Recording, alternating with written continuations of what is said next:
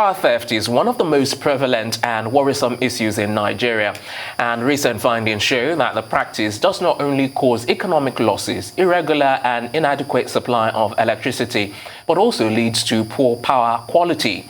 More so, it is said to hamper functioning of equipment, industries and factories, and shortage of power supplies to homes due to shortage of power supply to them. Government is therefore losing revenue as individual enterprises have turned to other reliable sources of power regardless of how expensive they are. And joining us to discuss and recommend lasting solutions to this menace is Dr. Abel Airoboman. Dr. Airoboman bags his doctorate in power systems and machines and is glad to have you on the program. Join us right now on a Newsday. First of all, let's start by asking you to give us an overview of tariff and its involvement from inception in the country. Okay, the tariff from inception, there was even a time when, I think in the 70s, tariff itself was around 1 naira. Then it gradually moved from 1 naira to 7 naira to 10 naira.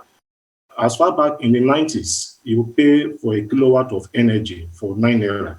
But however, in recent time, we pay close to 50 naira per unit for this tariff.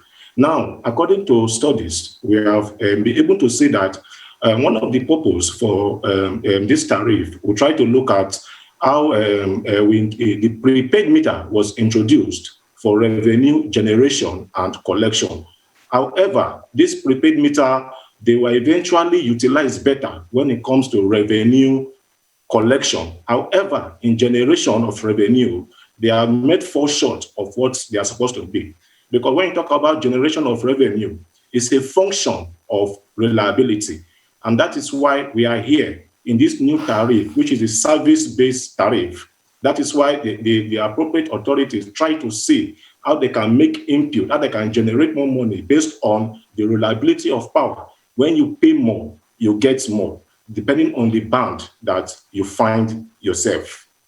Indeed, Dr. Airoboman. Now, will the willingness to pay for energy increase or decrease due to the recent tariff increase? You also mentioned the issue of the prepaid meters here as well. In terms of cushioning the effect of that increase, if it comes, how will this play out?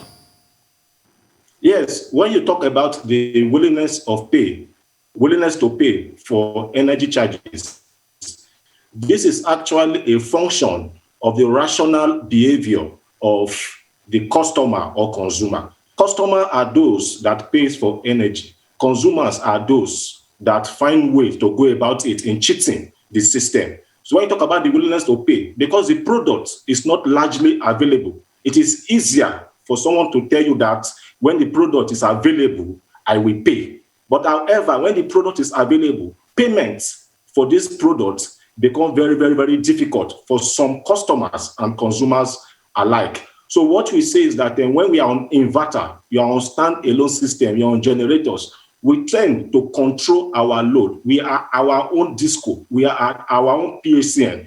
But when we are on utility, we tend to leave the system to waste energy. And research have shown that the amount of energy that we waste for even putting on a 60-watt incandescent bulb in a year is enough to solve the problem of energy. In some cases, for consumers who are maybe the 3.7 kilowatts, an average family consumes 3.7 kilowatt hour. So when you waste energy as such, the energy that you are wasting can even help in ameliorating this energy shortage, as it may be. Now, do you think that this recent tariff, the tariff increase that is, will lead to an increase or even decrease of energy theft? Yeah, I think what I think is that the will and the willingness of the closure of a customer to a meter should be removed. We have seen some cases whereby these meters are pole mounted. When you mount them on the pole, they are not closer to the customer. They are not closer to the consumer. So the will to even cheat the system will no longer be there. Secondly, what I feel is that our meter is a one-way control system. The customer only interacts with the meter, but the utility does not have an interaction with the meter. thereby they capitalize on a correlation coefficient.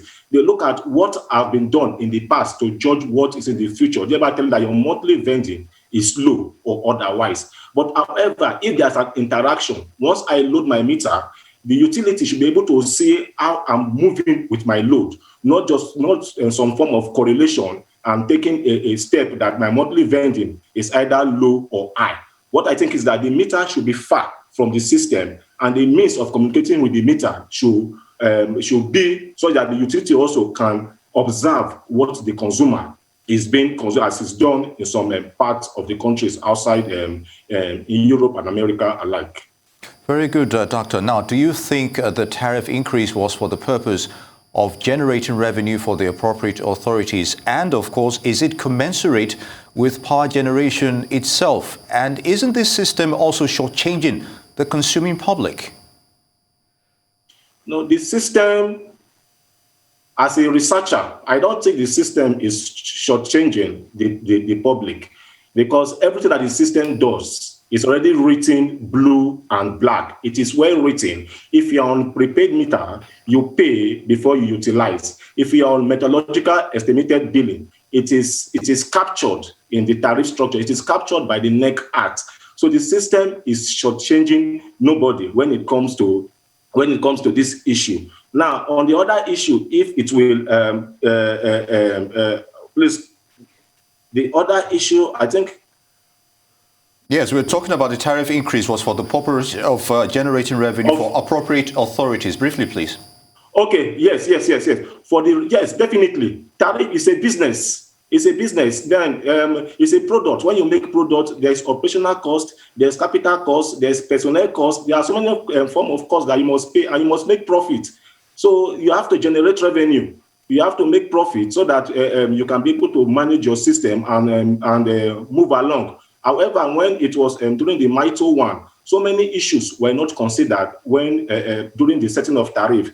And that is why the tariff itself have not been stable, because we don't have the cost of gas was not considered. Forest rate was not considered. Variability of market was not considered. Function of energy, primary energy sources were not considered. So the tariff will continue to go high and high, to the best of my knowledge, if all these economic indices are not put into place. Excellent. Yes. That's where we're going to leave our conversation. Many thanks, Dr. Abel Airoboman, energy and power expert. Many thanks for your update.